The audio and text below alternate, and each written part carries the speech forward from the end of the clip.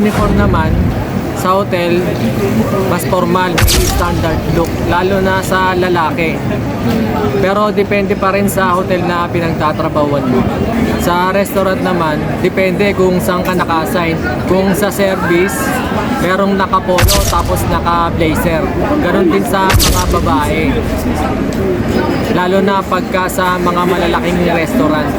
Pero ako, sa kusina ako nakapwesto, kaya simple lang at komportable, yung makakagalaw ka ng maayos. Yun lang yung uniform nila doon.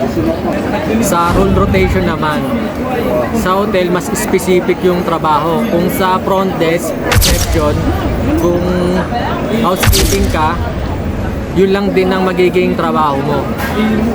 Sa restaurant, mas flexible dapat.